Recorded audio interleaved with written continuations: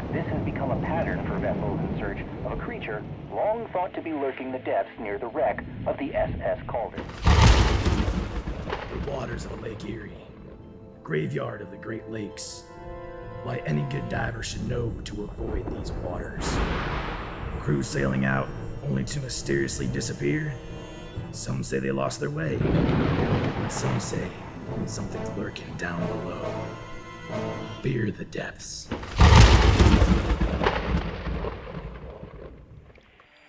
Alright, Cleveland, you're listening to DJ Sully G on WMHC. It's 7:22 and time for yet another ship has been found abandoned on the lake after last night's storm. A Coast Guard official states that the boat... Huh. Didn't know you were a fan. Yeah, I went to college out there.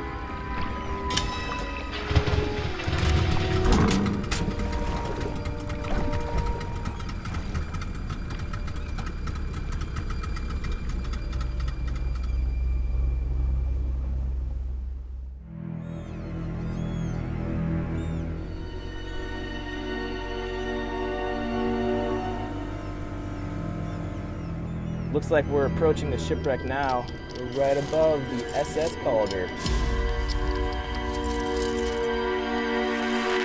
I don't know what everyone's so scared of. Water looks great. This is gonna be a nice, easy dive. It's not the water up here you gotta worry about, boys.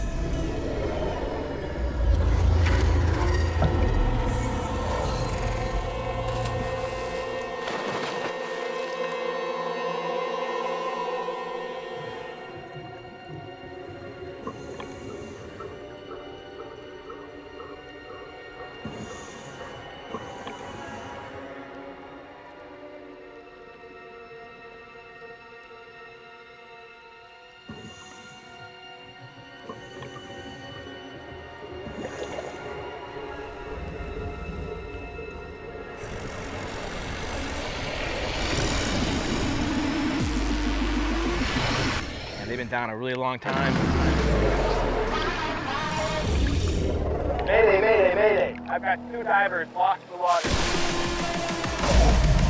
What was that? They gotta come up. They gotta come up now.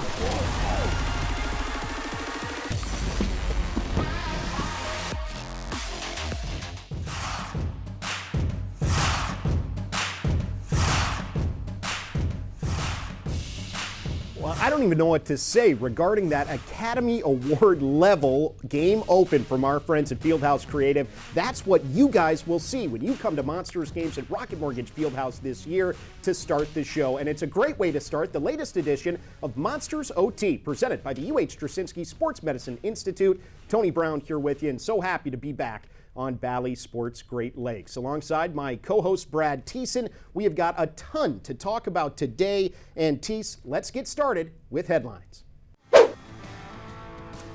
Okay, first up on headlines this time around, Theiss, let's talk about the North Division standings right now as we are somehow already 11 games into the season here. Monsters at 7-3-1. Third place, but it's a very strong division by the looks of it right now. It is. The Monsters have had a great start, and they've needed that great start to keep pace with everybody in this division. Seems like it's a loaded North Division this season. Yeah, for sure. You got Toronto at 7-3-2, same record for Rochester. Monsters have yet to play either one of those teams, but Cleveland's 7-3-1 start through 11 games. It's their best start in club history, Brad, and that is saying something in a 17-year history that this year has started better than any other for Cleveland. Yeah, it's been a really strong start for the Monsters. Real consistent. Seems like every night they've come with a mentality they're ready to win. Coaches have done a great job at the beginning of the season getting the team ready to go, and it's translated into the standings. So you see 3 points separating first place from fifth place in the division, and everybody except the Laval Rocket have at least double-digit points in the standings, so it's going to be highly competitive. And it speaks to the fact that you got to earn points wherever you can within the division throughout the season. You earn those points in November, they count the same as the ones you earn at the end of the year when you're trying to sneak into the playoffs. So it's big for Cleveland to be sort of stockpiling some standings points in the early going. Let's transition now on headlines and take a look at some Monsters that are on assignment right now. Now we're talking about guys that have been recalled to the NHL's Columbus Blue Jackets and a few players that have been sent down by the Monsters to the ECHL. In this case, with the Cincinnati Cyclones. So let's take a look at some of the guys, Tease, that are up with Columbus right now. You've got David Jiricek, who's really been with the Blue Jackets the entire season. He came down to play one game here recently up in Belleville. Also, Yegor Chinikov has played in Cleveland this season, just a little bit coming off that back injury that kept him out of training camp. And, of course, Dmitry Voronkov began the year with the Monsters. But those are three players making a big impact up top. Yeah, it is. It's always fun to be able to have those guys here in Cleveland and then watch them up in Columbus, and just the way they've been playing up there and contributing to Blue Jackets' success. Voronkov's been putting up some points and using that big body of his, so it's been great to see. He's been on the top line of the depth chart here a couple of games recently, and of course we know what Chinikov can do as he tries to work his way back from that injury. At least in his time with the Monsters, he's got that same world-class release, and we were lucky to see it for a couple of games this year. Let's take a look now at some of the Monsters that have been sent down to the ECHL. All three of these guys in late October were notified, so Jake Gaudette and Roman Ishan on American League deals, so they were loaned by the Monsters, and of course Ole Julian Bjorgvik-Holmes on an NHL deal, so that was a reassignment by the Blue Jackets. But Cincinnati's a place you've played there, Tease. It's a good place to be in the ECHL, and what I love seeing is that all three of those guys are playing big minutes. Yeah, it's it's a good spot for them to go to in the ECHL. Cincinnati, a bigger city, and like you said, they've been going down with great attitudes. Just getting an opportunity to play. They weren't, so many guys on the Monsters roster right now gives them an opportunity to get in some minutes that they weren't getting here, and they've really taken advantage of it. I know both Gaudette and Holm have overtime winners down there and contributed to some success for the Cyclones. Yeah, Cincinnati Cyclones, a great club. We wish them a lot of luck in the ECHL this year. Let's keep things moving along now here on Headlines and talk about one of the biggest additions the Monsters have had from Columbus in recent memory. Tease, I'm talking, of course, about Kent Johnson, the 5th overall pick a couple of years ago. And just to watch him play, period, is a treat. But to see him use his world-class ability in the American League, I mean, it's just fun, plain old fun. Yeah, it is. It's you see him, he's put up 40 points in the NHL already.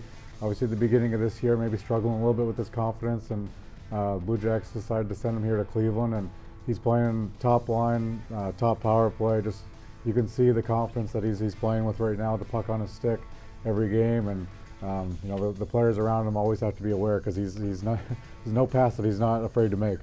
Absolutely, and it's kind of like, it makes me think of Brett Favre back in the day. He'd throw the ball so hard, receivers would complain it would hurt their hands. It's that kind of a delivery from Kent Johnson, and you said it. He's a guy that has the skills to be at hockey's highest level, but right now the Blue Jackets feel that this is where he should be. And so his attitude has been outstanding, and he's getting a chance to play center here recently. That's the position that over time he probably projects to at the next level. So getting a chance to play huge minutes, work on things like face-offs, this is a perfect situation. Yeah, he's been great. Ever since he's been down here, just like you said, his attitude, he's looking forward to being here and learning, growing, being around these teammates. He's just been, a world-class citizen for the Monsters so far and contributing to success. So it's been really good. And it makes for a soft landing when you get to come to Cleveland and be with your best friend, Jake Christensen. Those two are very close, and now they get to play together, and they've already connected on the ice to score a couple of goals here. All right, on Headlines, we've got one more topic we want to talk about. Now, Tease, the hockey world, of course, suffered a really unspeakable tragedy this season when earlier in the year over in the UK, Adam Johnson, a guy who played in the NHL, had, I think, 5 seasons in the American League. He passed away following an on-ice incident involving a skate and a cut that he suffered. So, in the wake of that, Tease, we've seen across hockey lots of players, including some guys on the Monsters, add neck protection to their equipment regimen here. And you and I spoke with a couple of players about this, Carson Meyer and Jake Christensen, during recent game broadcasts. So let's take a listen, first from Carson Meyer, as to the reason for his adding that neck protection and why it's an easy choice for him to make.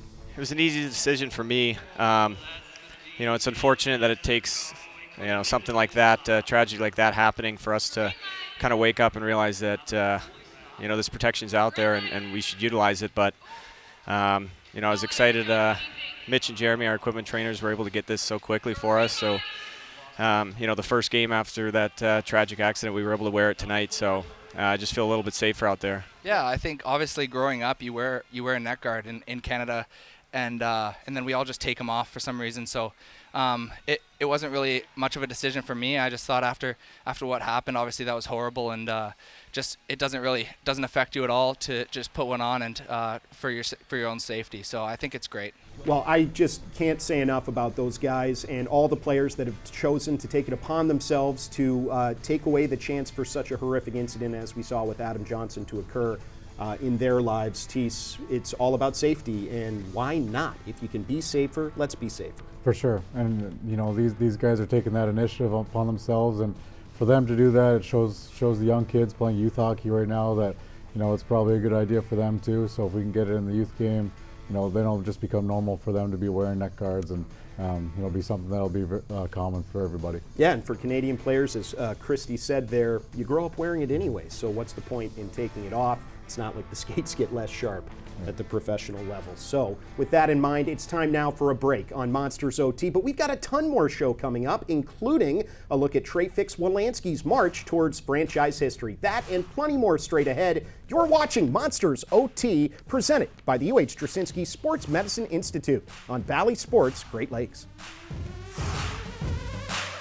Welcome back, everybody, on Monsters OT. Want to remind you guys that Monsters OT is presented in part by our friends at Labatt Blue. Back alongside Brad Theissen, Tony Brown here with you. Lots of great stuff ahead in our Monsters alumni segment. We're going to check on one of the original Monsters, Mitch Love, who was with the team in the 2007-08 season. We've also got a look at the Monsters' recent Meet the Team party for their season ticket members, Monsters Hockey Club members. But right now, Tease, we had a couple more items we wanted to touch on. Let's start with Nick Blankenberg. Now, this is a guy that has been with the Monsters for the entire season here, but prior to this year, he'd spent his entire career post-college with the Blue Jackets in the NHL.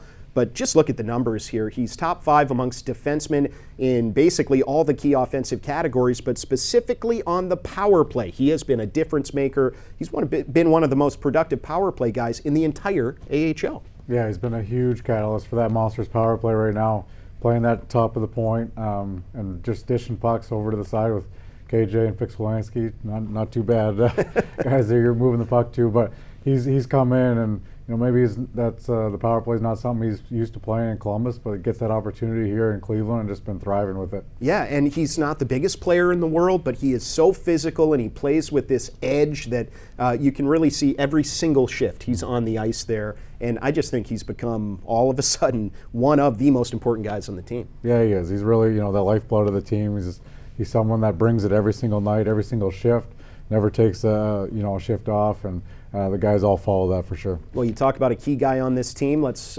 discuss now Trey Fix-Wolanski. And here in Cleveland, we've been talking about Fixie for several seasons with all of his offensive gifts. But at this point, he's right on the cusp of becoming the most productive offensive player in the history of the team. Now, these are his career numbers with the Monsters. Tease, for goals, for assists, for points, he's approaching those club records. I know it's meaningful to him. He checks in once in a while, how many more to go and all that stuff. But when you play somewhere for a long time, to take ownership of the record book like that, it's not just meaningful. I mean, it's a real, true achievement. Yeah, it is. I mean, we all hope that Trey gets his chance in the NHL and those records stay where they are. Yeah. But he while he's here in Cleveland, he's gonna put those records out of reach, because every night he's bringing that offensive ability of his, and he loves being here in Cleveland, loves being a fan favorite, and he's just done such a great job here for the Monsters and being that prolific goal scorer. He's been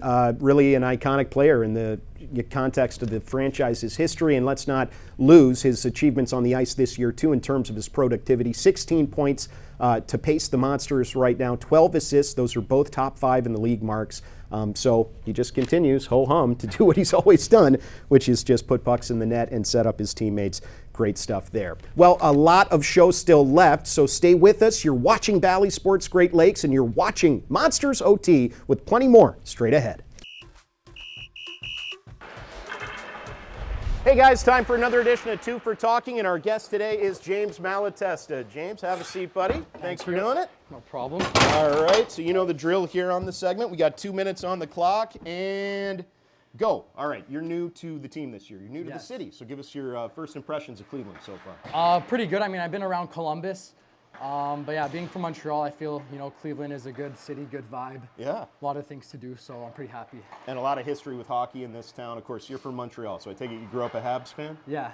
Give me some of the players that were your favorite when you were a kid. When I was growing up, it was mostly like Galchenyuk, Gallagher, Pacioretty, kind of in that era. Nice, cool. Of course, you had an amazing season last year. I mean, you guys won the Memorial Cup. You were the MVP. Tell us about that whole experience. Yeah, it was great. I mean, I think it was our goal in Quebec, and we had a long process, 4 years, but to finally do it in front of great fans and great coaching staff and all our families, it was really special. Yeah, you mentioned the coaching staff. What was it like to play for Patrick Waugh, such a legend in every way? I mean, it was honestly probably the best 4 years of my life up to date. I think he's a big part of my success. A big reason why I am where I am right now. And yeah, I wish nothing but the best for him in the future. That's awesome. Let's keep it with coaching staff. You're sort of getting to know the coaching staff here in Cleveland. Yeah. First impressions of Trent Vogelhuber and the whole group. I think they're really good. I mean, I've had this group for the past 3 years in Traverse City. Yep. So I kind of got a taste for it there. But yeah, they're really dedicated. They love the game. They bring a lot of passion, so it feeds off to the players as well. What's it been like to play with Josh Dunn in the early part of the season? It's been good. I think he's really good at the small details. He's a player that can play all over the lineup. Power play, PK, good in the corners. So he's a good role model for me. Give me an NHL player that's currently playing that you try to emulate, that you might try to take some cues from. I'd say probably a guy, kind of like Yanni Gourde, Brad Marchand. Smaller guys, but they use their size accordingly. They get to the net, they can score goals, and nice. Yeah, they're good players for the hockey team. All right, let's get to know you a little bit. What kind of music are you listening to these days? A lot of country, but also a lot of house music. I bet that's what Fixie said. So a lot of stuff, a lot of the same music as him. All right, well, that's about all the time we have. That's it for Two for Talking. Appreciate our guest, James Malatesta. We'll see you next time.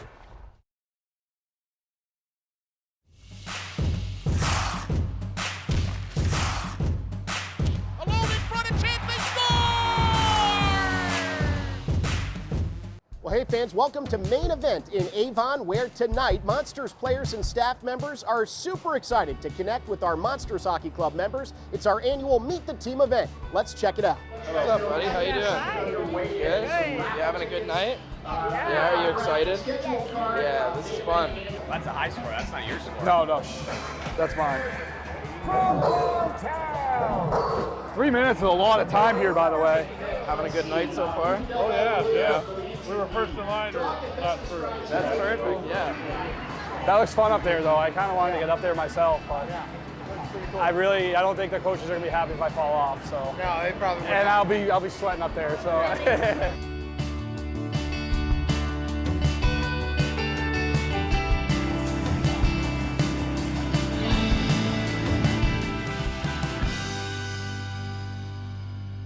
Well, that was a fun night, and just want to say thanks to our great hosts at Main Event in Avon. Of course, the Meet the Team party is a really big deal for all the Monsters Hockey Club members, and it's a big deal for us, too, for the players, for the staff to get to see and talk to all the fans and catch up. So it was a ton of fun. We appreciate their energy, and thanks to the players, too. I'm sure their wrists were pretty sore after signing all of those autographs at this year's Meet the Team party. Time for another break on Monsters OT. We have plenty of shows still ahead. Mitch Love is our Monsters Alumni Spotlight. That's coming up. More show right after this.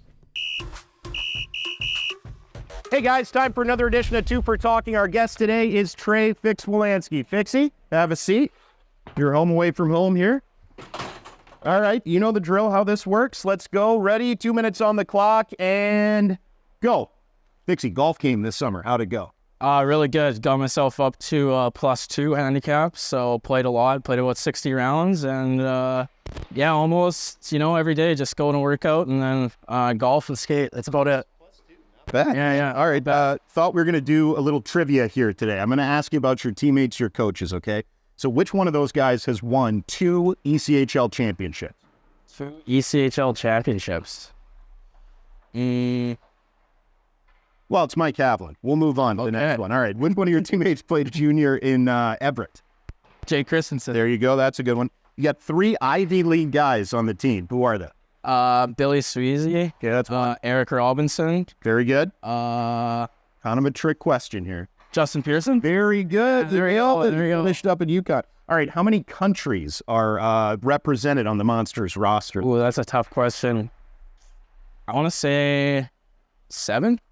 Everyone forgets about Ole in Norway. It's 8. There he goes. Yes, sir. There you go. And finally, which one of your teammates was drafted by Vancouver? Oh. In the first round, if that helps. Brendan Gaughan. Brendan. There you go. There you go. All right. What about music? You still DJing a little bit in the summer? Yeah, I like to DJ in the summer. I'll do a couple of my buddies' parties, but for the most part, just love music and love to try and make music. Give me some music recommendations right now. Who are you listening to now? Fred again, DJ. Drake, obviously, I like. Go with Martin Garrix and Fisher. Okay. All right. No idea what it is. Moving on, you've got some franchise records kind of on the horizon here. What does that sort of thing mean to you personally? Yeah, it means a lot. Obviously, being here this is going to be my 5th year now. Feel like I've grown up in Cleveland and became a better player. Don't tell us that. All right, I'm back on Levinsky. All right, it's been another edition of Two for Talking. We'll see you next time.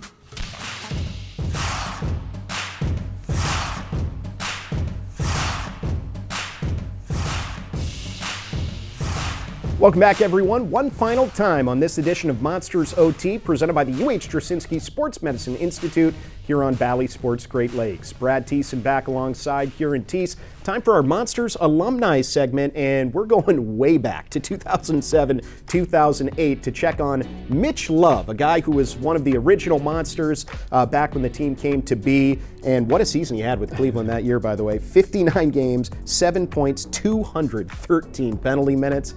He was a tough customer, I should say, in his playing career. Retired from playing in 2011, and since then, his coaching career has been incredible. He's 2-time AHL Coach of the Year in the Calgary organization there, and now he's in the NHL as an assistant coach, and it all started right here in Cleveland. Yeah, he made an impact on that one year he was here in Cleveland. I'm sure he was a fan favorite with that many penalty minutes, but you see a guy like that get an opportunity, in the coaching ranks, started in the Western Hockey League, and now went to the AHL, did a really good job there in the Calgary organization, and now moved on to Washington and be an assistant coach up there. So nice to see him climb the ranks. Yeah, working with Spencer Carberry, another former AHL head coach who was with Hershey and now the head coach of the Capitals there. So that's our Monsters Alumni Spotlight. And guys, that's it for the show this week. We've got a lot of thank yous to hand out. First and foremost to our tremendous crew and to my co-host Brad Theissen as well. Thanks to you guys for tuning in. You make the show what it is. We thank you so much.